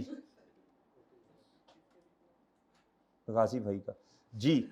ये है मेरे भाई कैश फ्लो, ये है ए। क्या है बच्चों, अब डिस्काउंट फैक्टर निकालना है जी आपने, वो है जी 15% ना, 1.15 इधर कर दो -1, 0 पॉइंट आएगा 889। इसको हमने नाम दिया था बी का। भाई प्रेजेंट वैल्यू आती है, प्रेजेंट वैल्यू आती है ए मल्टीप्लाई बाई बी से। बताओ कितना है, 1106 08 0833 कितना, इतना तो लोन नहीं है। 1106 004 कह रहे हैं जी। अच्छा जी, ये है भैया प्रेजेंट वैल्यू। क्या है बच्चों, ये इतने से आपने लोन रिकॉर्ड कर देना है किताबों में। डन बच्चों, इतने से लोन रिकॉर्ड हो जाएगा, और बाकी को क्या है भैया, वो आपकी क्या है, इनकम है जी, ग्रांट इनकम है। इधर आ जाए जी सोल्यूशन के ऊपर, आ जाओ बच्चों, सोल्यूशन पे आ जाओ, सोल्यूशन पे आ जाओ। वो राउंड ऑफ का थोड़ा सा फर्क पड़ा होगा, उससे रोजाना डाल देना जी। ये प्रेजेंट वैल्यू से लोन रिकॉर्ड करेंगे, और बाकी क्या हो जाएगी भाई, डन। ये समझ आ गया जी कॉन्सेप्ट। लें सर, ये वाला क्वेश्चन भी मेरा ख्याल खत्म हो गया। सर क्वेश्चन नंबर 3 पे आए। क्वेश्चन नंबर 3 यार, ईपीएस का सवाल अक्लमंद बंदे को भी पता है, उसके अंदर 3-4 काम है, क्या है? एक्सट्रैक्ट्स तो है ही हैं, वर्किंग्स लैदा करनी है और डिस्क्लोजर से लैदा देने हैं। भैया वो लेंथी सवाल है, क्या है जी? अच्छा खासा लेंथी क्वेश्चन है। सॉरी ये तो फिर इतने नंबर का नहीं, तो जो आसान आसान सवाल दिए उसका क्या है फिर? वो बैलेंस भी तो करना है ना चीजों को। सर कहता prepare journal entries for the year ended 31 December 2022 in respect of the above information. ये जर्नल एंट्रीज आपने करनी है 31 दिसंबर 2000, बोलो शाबाश, 22 के ऊपर आके। डन भाई? लें सर, आए जी सवाल पढ़ते हैं जी। कहता जी ऑन 1 जुलाई 2017 पे जी क्या मिला जी? ग्रांट मिली। क्या मिली बच्चों? 320 मिलियन की। कहता to start up a plant in under develop rural area, rural area. कहता था ग्रांट इज रीपेएबल इन, सारी की सारी रीपेएबल है भाई। अच्छा जी, if the condition attach to the grant are not met for a period of, लें सर। अच्छा शुरू में उसने ये कहा, लेकिन आगे जाके ये देखें क्या, वो गवर्नमेंट का तरस भी तो आ जाता होता है ना। अच्छा कहता जी at the inception, at the बच्चों, देखो ऊपर उसने इंफॉर्मेशन दी है, नीचे जाके उसने, अब आपने किस इंफॉर्मेशन को लेना है बताएं? जो लेटेस्ट वाली है बेटा, जो लेटेस्ट वाली है ऊपर वाली। एड इंसेप्शन, इंसेप्शन का मतलब है आगाज। हाईली प्रोबेबल है जी, कंडीशन जितनी भी अटैच हैं सारी क्या हो जाएंगी, और यही दमशन होती है शुरू में। वरना यार अगर ये दमशन ना लें तो गवर्नमेंट आपको पैसे दे, कहते जी शर्तें पूरी नहीं मैंने करनी, गवर्नमेंट कहेगी यार तू मेरा पुत्र छुट्टी कर फिर। अच्छा जी, एल इंकर total cost of 670 million on plant, ये प्लांट की कॉस्ट है भाई। कहता और प्रोडक्शन कब स्टार्ट हुई? 1 जनवरी 18। हमेशा याद रखिएगा भैया, and it started production. Plant लिया कब बच्चों बताओ शाबाश? कहता जी अच्छा अब ना एक बात सुन लीजिएगा, कहीं भी ये नहीं लिखा हुआ कि प्लांट पहले आया है, तो अजम्पशन यही लेनी पड़ेगी कि जिस दिन प्लांट आया उसी दिन क्या हो गई है? प्रोडक्शन, यानी इस दिन प्लांट अवेलेबल फॉर यूज था। डन। अब अगली बात बहुत तवज्जो से सुन लीजिएगा भाई, ग्रांट आई है किसके बदले में? एसिड के बदले में। एसिड जब आएगा, जैसे जैसे डेप्रिशिएट होगा वैसे वैसे ग्रांट मैचिंग कॉन्सेप्ट के मुताबिक इनकम में चलती जाएगी, इनकम में चली जाएगी, ऐसे ही है जी। अच्छा जी, यूजफुल लाइफ प्लांट की क्या है बच्चों, बोलो शाबाश? 10 साल है। अच्छा ये ना, ये 10 साल करवा दिए, 10 साल करवा दिया था, 10 साल है। कहता IPL deducted government grant in arriving the carrying amount of the asset. क्या बच्चों? बोलो शाबाश। ये बिल्कुल अभी पीछे जैसे ट्रीटमेंट करके आए हैं ना, बिल्कुल जैसे पीछे ट्रीटमेंट करके आए हैं, ये वैसा ही ट्रीटमेंट है जी। लें सर।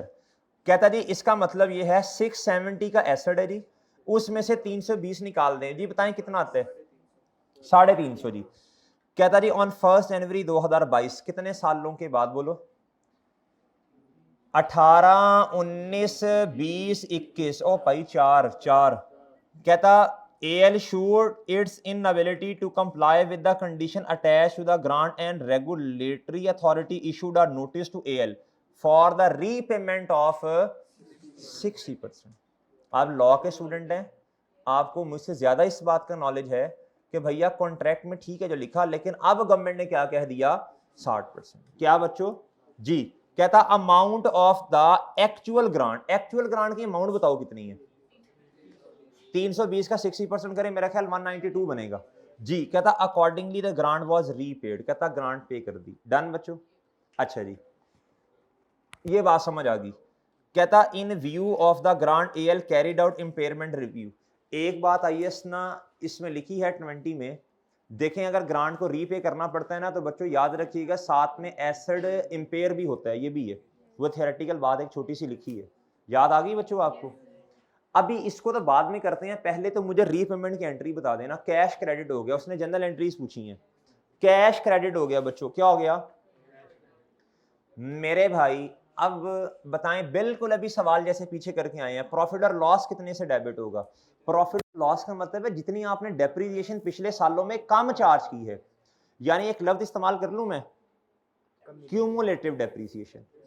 मजमुआ पिछले सालों की सारी डेप्रिसिएशन का जितनी कम चार्ज हुई है, कैलकुलेटर पकड़ लीजिए, 192 को बेस बनाना है आपने। अब जितनी रीपेमेंट है उसको बेस बनाना है, 192 डिवाइडेड बाय मेरे भाई 10 साल लाइफ है, कितने साल डेप्रिशिएट एसेट हो गया, मल्टीप्लाई 4 करें, जवाब बता दें। हैं 76.8 कहा जी इन्होंने। अब मेरे भाई अगली बात बताएं, पीपी कितने से बढ़ जाएगा जी? किस किस ने ये सही कर लिया था जी? नहीं, क्या फुल ले ली थी? क्यों, अब अखा बंद सी? इधर लिखा तो गया मरे 60% जी। अच्छा मेरे भाई देखो बच्चों, ये इधर तक बातें समझ आ गई हैं। अब बिल्कुल उसी की तरह मेरे भाई इस टाइम एसेट किताबों में पढ़ा होगा ना, उसकी कुछ बुक वैल्यू होगी, ओए होगी कि नहीं? अच्छा जी, अब मेरे भाई इधर आओ, इधर आओ, इधर आओ, इधर आओ, इधर। ये ना वर्किंग 2 के अंदर आपने आना है। इधर है बच्चों 670 माइनस 320 उसने कर दिया, डिवाइड किया उसने 10 के साथ, मल्टीप्लाई उसने किया 6 के साथ, डायरेक्ट आपके पास क्या आ गई? बुक वैल्यू उस तारीख की आ गई। अगर आपने डायरेक्ट नहीं करना, आप वो पूरा टेबल बनाएं डेट डिस्क्रिप्शन वाला, 4 सालों की क्यूमुलेटेड डेप्रिसिएशन माइनस कर दें, फिर भी यही जवाब आएगा। एसेट कितने से बढ़ाया, ये अभी पीछे सिखा के आया हूं। अब आपका एसेट आ गया इस 325.2 पे। डन बच्चों। अब इसको आपने डिवाइड करना है बच्चों 325.2 को रिमेनिंग लाइफ जो कि 6 साल है, कितनी है? अच्छा इसको चेंज इसलिए, इसको 10 इसलिए रखा था, ऑनलाइन वालों के पास तो जो गया मॉक उसमें 10 ही है ना, आपको इसलिए चेंज करवाया था। अगर 8 करता ना तो बिल्कुल पिछले वाले सवाल की तरह हो जाना था ना। वो सही है जी। तो बच्चों इधर आए, जरा डिवाइडेड बाय 6 करें, डेप्रिसिएशन बता दीजिए कितनी है? 54.2। और ऐसे ही है ना, उसके बाद बुक वैल्यू कितनी आ गई है? बताएं शाबाश, बुक वैल्यू कितनी आ गई है? 271। इस फॉर्मेट से आपको बुक वैल्यू का भी पता चल गया, क्योंकि आगे आपने क्या कैलकुलेट करनी है? इंपेयरमेंट। अच्छा, और इस डेप्रिसिएशन की तो लगे हाथों एंट्री कर दीजिए, डेप्रिसिएशन एक्सपेंस डेबिट और एक्यूमुलेटेड डेप्रिसिएशन। डन बच्चों। लें सर, अब आपने आगे आके डेटा पढ़ना है, 2 एंट्रीज करनी, एक रह गई है। इन view of the repayment of grant, AL ने क्या किया जी? इंपेयरमेंट रिव्यू करवाया।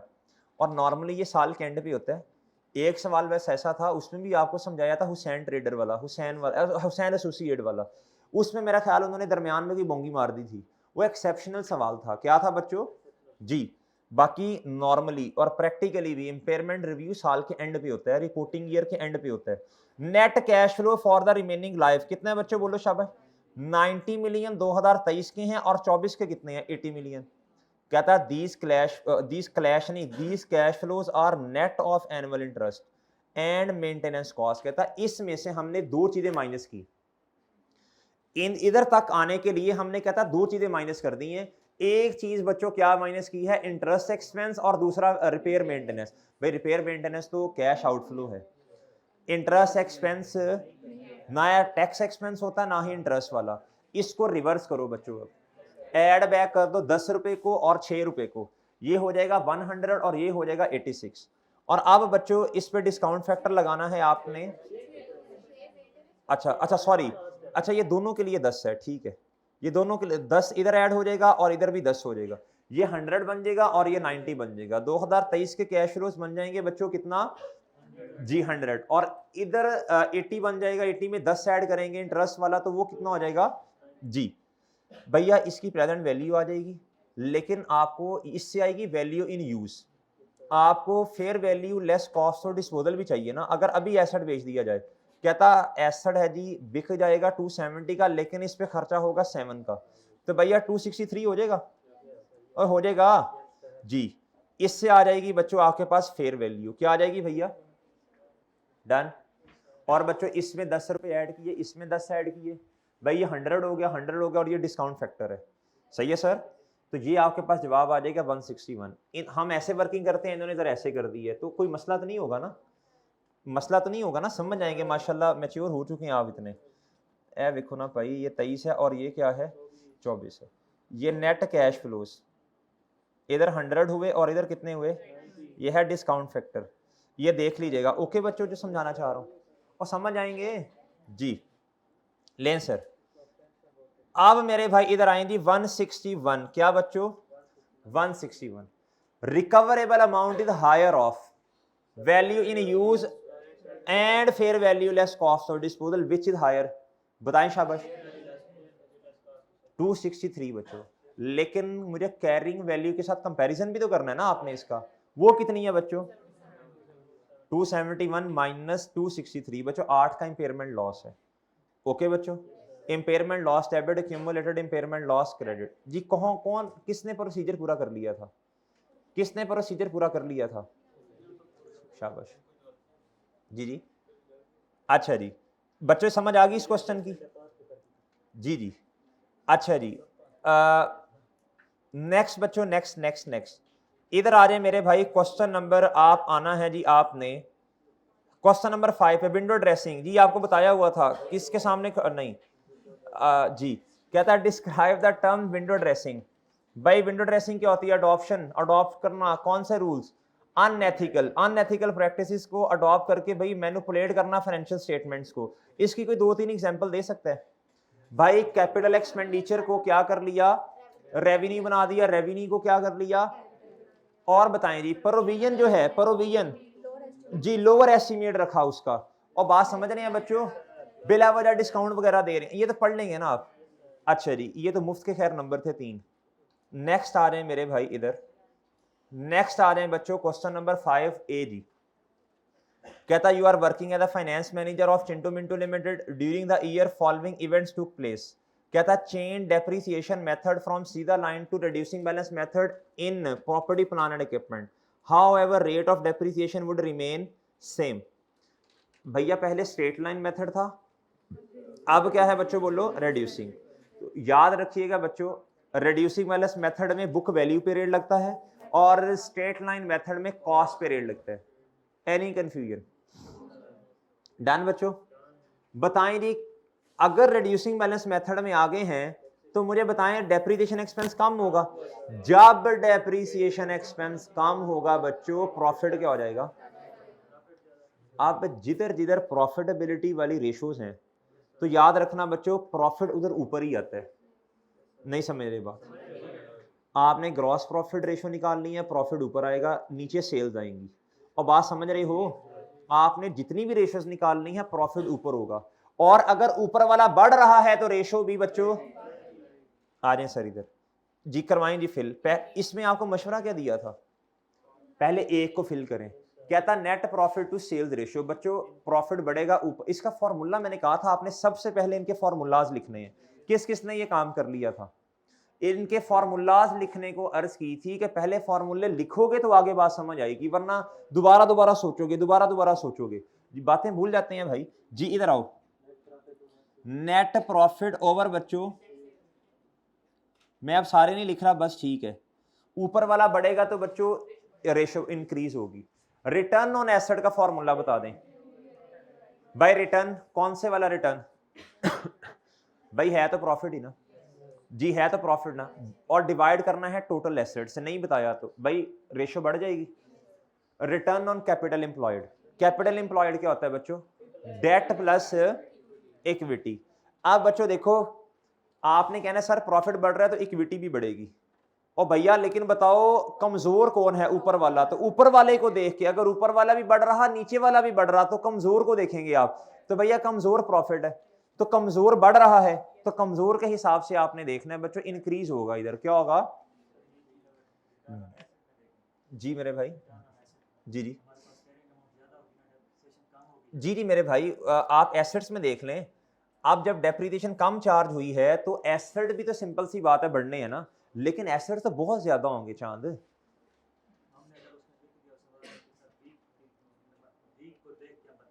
वीक को देखना दूखना नहीं है भैया, आपने बस जवाब देना है। उसने उसने नीचे लिखा है कि बस आपने इसी फॉर्मेट में रहते जवाब देना है। वीक वो कोई नहीं, ये तो आपने अपने समझने के लिए लिखना है ना, उसको नहीं बताना मैं वीक हूँ, मैं ये हूँ, फलां हूँ। अपनी कमजोरी उसे बता रहे हैं। डेट टू इक्विटी, काम आगे बस छोड़ यार, खुद बातें खराब कर रहे हो तुम। डेट इक्विटी रेशियो, पर्दे डालते हैं। डेट इक्विटी रेशियो, आप बच्चा डेट इक्विटी रेशियो का मुझे बताएं जी फॉर्मूला, पहले तो बताना है आपने जी। Debt over debt plus equity, ये मैंने कहा था अगर आपने दो फॉर्मूलाज हैं ये ज्यादा बेहतर है। अब बच्चों बड़ी सिंपल सी बात है, ऊपर वाले पे तो फर्क ही नहीं पड़ा। हाँ इक्विटी बढ़ रही है, इक्विटी क्या हो रही है बच्चों? ऊपर वाला अगर बढ़ेगा तो रेशो क्या हो जाएगी बच्चों? बताओ, बढ़ेगी। नीचे वाला बढ़ेगा तो रेशो जी। अच्छा मैं ना अब इंक्रीज ये नहीं लिख रहा, ये साइन लगा रहा हूँ, ठीक है बच्चों, और ये है जी एरो नीचे। ओके बच्चों, इधर आ जाए, गवर्नमेंट ग्रांट को पढ़ते हैं। कहता YL received a government grant कुछ साल पहले to set up a plant in under developed rural area. The grant is repayable in full if the condition attached to the grant are not met. कहता जी from the date of commencement of production, however during the year the condition is violated, कहता CM deducted grant carrying amount of the asset. अब बच्चों बहुत तवज्जो से बात सुन लेनी है आपने भैया। ड्यूरिंग द ईयर कंडीशन जब वायलेट होगी तो अब आपको क्या करना पड़ेगा, बोलो शाबाश भाई। आप तो एंट्री रट जानी चाहिए ना, कैश क्रेडिट क्रेडिट, भैया प्रॉफिट और लॉस डेबिट और पीपी। डन सर, ऐसे ही होगा बच्चों। अच्छा प्रॉफिट और लॉस को देखो, ये किस साइड पे आ रहा है, डेबिट साइड पे ना। यानी प्रॉफिट क्या होगा बच्चों बताओ, देखो प्रॉफिट और लॉस डेबिट होने का मतलब है जी प्रॉफिट का कम होना। क्रेडिट साइड पे आता है तो बच्चों इससे कहते हैं प्रॉफिट वासिफ सा बढ़ रहा है। बताएं बच्चों, ये तीनों रेशो एक जैसी हैं, ये तीनों एक जैसी हैं, इसका ताल्लुक प्रॉफिटेबिलिटी के साथ है। तो ऊपर वाला क्या हो रहा है, बेशक नीचे वाला भी चेंज हो रहा है बच्चों, लेकिन कमजोर को देखते हैं हमेशा। क्या देखते हैं जी, जी मेरे भाई, ये done done. Debt to equity ratio में बताएं क्या करना है, बोले शाबाश। इक्विटी बच्चों क्या हो रही है, जब इक्विटी नीचे वाला कम होगा तो रेशियो ज्यादा हो जाएगी। इधर क्या हो जाएगा बच्चों, इंक्रीज आ जाएगा। डन बच्चों मेरे भाई, ठीक है, ठीक है सर जी। ये क्वेश्चन किए होंगे आप लोगों ने। अच्छा जी, किया क्या, उसमें भी वीक देखा था आपने, सुना नहीं है। अब इतनी कमजोरी है, मैं क्या करूं अब तुम्हें एक एक बताऊं सबको तुम्हारे जी। कहता वायल has decided to decrease the provision of doubtful debt by 10%। बच्चों याद रखना, प्रोविजन डिक्रीज होने का मतलब बताएं क्या होता है, इंक्रीज होने का मतलब है जी डाउटफुल डेट एक्सपेंस, एक्सपेंस का बढ़ना और प्रोविजन का भी बढ़ना। जब डिक्रीज होती है तो बच्चों इसका मतलब होता है इसकी एंट्री स्पेसिफिकली क्या होती है बच्चों, provision for doubtful debt debit और एक्सपेंस। डाउटफुल डेट एक्सपेंस क्या हो जाएंगे भाई जी मेरे भाई, प्रोविजन फॉर डेबिट। और मेरे भाई क्रेडिट क्या होना है, बोलो बोलो बोलो जी। असल में तो यार डाउटफुल होते हैं, असल लफ्ज क्या है, bad and doubtful debt. Bad कुछ और चीज है चांद, असल में डाउटफुल डेट है जी। हाँ वो लेजर बनता है तो मजबूरन बैड का लफ्ज साथ लिखना पड़ता है, क्योंकि इनका लेजर एक है जी। वैसे तो डाउटफुल लिखा करो अगर स्पेसिफिक बात करें। आप मेरे भाई एक बात बताइए, अब इन दोनों में से मुझे बताएं कि प्रॉफिट और लॉस वाली आइटम है, ये आइटम है बिल्कुल, ये प्रॉफिट और लॉस वाली आइटम है। और अगर प्रॉफिट और लॉस वाली आइटम क्रेडिट साइड पे आती है तो प्रॉफिट नहीं देखते, इनकम को नहीं देखते, एक्सपेंस को। ये बात पता है ना बच्चों जी। अगर आपने ऐसे नहीं पढ़ा हुआ, जो बच्चे रिवीजन ले रहे हैं ये वाली, तो बच्चों इधर देखो, एक्सपेंस का बढ़ना डेबिट और कम होना, एक्सपेंस का कम होना अच्छी बात है या गम की बात है, खुशी की बात है, खुशी की बात है। एक्सपेंस जब कम होता है भाई, पहले सुने, पहले इनकम थी 10 रुपए और एक्सपेंस था 6 रुपए, प्रॉफिट कितना आया 4 रुपए। अब एक्सपेंस हो गया है 5 रुपए। एक्सपेंस जब कम होगा तो प्रॉफिट बढ़ेगा ना। तो बच्चों याद रखना, अब प्रॉफिट बढ़ रहा है, क्या हो रहा है, और प्रॉफिट एबिलिटी रेशियोज जो है बच्चों, ये जिधर भी आती हैं प्रॉफिट हमेशा ऊपर होता है। अब नीचे चाहे बढ़ रहा है चाहे कम हो रहा है, ज्यादा वाला फर्क देखते हैं, वो भी खैर बढ़ेगा, नीचे वाला भी सिंपल सी बात है बढ़ रही है, क्योंकि उधर इक्विटी है ना फॉर्मूला के अंदर। अच्छा जी, अब मुझे बताओ बच्चों, इधर आओ शाबाश, और बताएं जी ये रेशो क्या हो जाएगी, पहले वाली इंक्रीज, इंक्रीज भाई मेरे, इंक्रीज ना, ये वाली भी इंक्रीज, ये वाली भी क्या बच्चों। और इधर बताया भी है assume impact on profit is higher than impact on, उसने ये कहा ना, उसने कहा एसेट में, बच्चे ये भी समझेंगे ना यार, टोटल एसेट्स में तो ये होता है ना कि टोटल एसेट तो बहुत ज्यादा है। इसमें उन्होंने कहा बच्चे कहीं ये दमशन ना ले लें कि हो सकता है कि करंट एसेट में एक हिस्सा है जो कि क्या उसका नाम है डेटर्स हैं। अब सवाल आ सकता है जहन में कि सर प्रॉफिट ज्यादा है या डेटर ज्यादा है, तो उसने वो क्लियर कर दिया जी। ठीक है सर जी। अब मेरे भाई इधर आए जी, ये मुझे पता था, कुछ बच्चों ने सोचना इसलिए आगे लाइन लिख दी थी हमने, ठीक है जी। अच्छा, आप बच्चों जब डेटर से आए हैं बच्चों बताओ शाबाश, क्या लिखा हुआ है जी? प्रॉफिट ज्यादा है। तो बच्चे बताओ, आप प्रॉफिट ने मजीद बढ़ना है ना, तो रेशो क्या हो जाएगी? शाबाश, वेल डन। नीचे वाली भी आ जाए बच्चों सबसे एंड पे, डेट टू इक्विटी रेशो। आप बच्चों देखो, अब इक्विटी ने बढ़ना है प्रॉफिट के बढ़ने की वजह से। आप बच्चों नीचे वाला जब बढ़ता है तो रेशो, जी सर ये हो गया जी, ये डन जी, डन बच्चों, डन।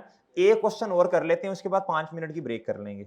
अब आप आ जाएं बच्चों, इधर इधर आ जाओ बच्चों, इधर आ जाओ जी। काजी लिमिटेड वाले सवाल पे आ जाओ जी बच्चों।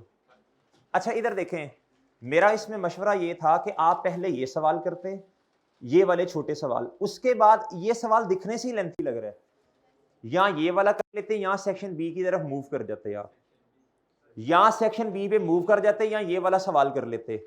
ठीक है बच्चों, मैं आपकी जगह वैसे होता ना, मैं ये वाला सवाल ना करता, मैं सेक्शन बी पे मूव करता। इस सवाल को करने में भी तकरीबन उतना ही टाइम लगना है जितना कैश फ्लो के सवाल को करने में कर, यहां मजाक नहीं कर रहा, इसमें बहुत सारी चीजें हैं। बहरहाल मैं डिस्कस कर रहा हूं अभी। कहता prepare extracts from the financial statement of Kadar limited for the year ended 31 December 2011। कहता showing all necessary disclosure related to, बच्चों एक तो आपने एक्सट्रैक्ट्स बनाने हैं, आपको अच्छी तरह याद होगा हम इसी रूम के अंदर खड़े होके इसी बोर्ड के अंदर क्या बनाते थे, याद करें, इधर आता था बच्चों एक्सट्रैक्ट्स आते थे, और जब डिस्क्लोजर्स बनाते थे 33.1 33.2 इधर करके 33.3 और इधर 33.4, याद है आपको? और बच्चों याद रखिएगा 33.1 जब हम बनाते थे तो हम बेसिक ईपीएस निकालते थे, जो फॉर्मूला है बेसिक ईपीएस का वो लिख देते थे बस, और डायल्यूटेड ईपीएस के लिए डायल्यूटेड ईपीएस वाला फॉर्मूला लिख देते थे, यानी उसके नंबर्स लिखते थे। और इधर जब आते थे ना, इधर रिकंसिलिएशन बनती थी 33.3 पे, वो रिकंसिलिएशन बनती थी बच्चों किस चीज की? अर्निंग्स की। शाबाश, किसकी बच्चों? जो अर्निंग्स आपने इस्तेमाल की बेसिक में वो हम ऊपर लिखते थे, और नीचे आकर लिख देते थे अर्निंग्स जो इस्तेमाल की हैं डायल्यूटेड के लिए, जिस वजह से कम या ज्यादा है वो रीजन इधर लिख देते थे। मतलब आगे बात समझ? अच्छा आप पढ़ते जाते हैं जी, और मैं आपको शक्ल भी दिखा देता हूं सोल्यूशन की। सर कहता जी issued share capital on 1 January 2011 consisted 80 million ordinary shares of कितना बच्चों, बोलो शाबाश। अच्छा मजे की बात है, इस सवाल में उसने कंपैरेटिव नहीं मांगी, इसलिए नंबर भी थोड़े रखे हैं जी सर। कहता नंबर ऑफ शेयर्स कितने हैं साल के आगाज में? 80 मिलियन बच्चों। ये ओपनिंग शेयर्स हो गए जी आपके पास, ये मेरे भाई प्रॉफिट है 170 का, क्या है लेकिन सवाल आसान था, सवाल में भी इतना मसला नहीं है। On 30th September, QL issued 20% right shares at a price of 11। कहता था market value of the share immediately before the right share was इतना। बच्चों याद है आपको इसके लिए क्या करना है बताएं? शाबाश, एडजस्टमेंट फैक्टर निकालना है। क्या करना है? क्योंकि जितने का शेयर इशू किया बच्चों वो कम है और मार्केट में प्राइस क्या है। अच्छा ये कर लेंगे ये। अच्छा एक बात बता दें, ये बेसिक ईपीएस का डेटा है या डाइल्यूटेड का? ओए बेसिक का भाई, डाइल्यूटेड में गिनती की 3 चीजें आती हैं, आपको बताया हुआ है हमने ये चैप्टर जब पढ़ा था तो आपको बताया था इस पूरे चैप्टर में 7 चीजें हैं। कितनी हैं बच्चों, याद है आपको? Bonus shares, share consolidation, share split, right shares, ये 4 चीजें बेसिक के लिए और 3 चीजें डाइल्यूटेड के लिए। ऑप्शन है बच्चों, कन्वर्टेबल बॉन्ड्स हैं, कन्वर्टेबल प्रेफरेंस शेयर्स हैं। कहता देयर आर, अच्छा ये तो बेसिक ईपीएस के लिए आप इस्तेमाल कर लेंगे ना, पहले बेसिक करेंगे तो आप डाइल्यूटेड की तरफ जाएंगे मेरे भाई। कहता there are 25,000 share option in existence, each option allows the holder to acquire 120 shares. यानी एक ऑप्शन जिसके पास है ना, यानी 25,000 है, इसे मल्टीप्लाई 120 से कर दीजिएगा। कहता एट अ स्ट्राइक प्राइस का मतलब है एक्सरसाइज प्राइस, वो है मेरे भाई कितना, 10 पर शेयर। ऑप्शन के केस में आप मुफ्ते वाला फैक्टर निकालते हैं, क्या करते हैं बच्चों? मुफ्ते वाले का मतलब है फ्री नंबर ऑफ शेयर्स निकालते हैं, सही है बच्चों। कहता था ऑप्शन है already vested and will expire on 30 June 2013। कहता था एवरेज मार्केट प्राइस कितनी है बच्चों, 12 रुपए। इधर देखें बच्चों, अगर आपने मुफ्ते वाला फैक्टर निकालना है 25 मल्टीप्लाई बाय 120 कीजिएगा, मैं 1000 में कर रहा हूं, डिवाइडेड बाय बच्चों रुपीस कितना है 12, मल्टीप्लाई बाय मुफ्ते वाला फैक्टर 2 रुपए का है, ये आपके पास मुफ्ते वाले शेयर्स आ जाएंगे। ऑप्शन की वजह से अर्निंग्स पे कोई इंपैक्ट नहीं होता। ओके बच्चों, डन सर, डन सर। कहता QL had issued debentures in 2008, कहता which are convertible into 6 million ordinary shares. ये डिबेंचर्स हैं बच्चों। डिबेंचर्स के लिए एक बात है, अगर शायद आपको याद हो, ये बॉन्ड्स डिबेंचर्स अर्निंग्स में इसका इंपैक्ट आता है और हमेशा नेट ऑफ टैक्स आता है।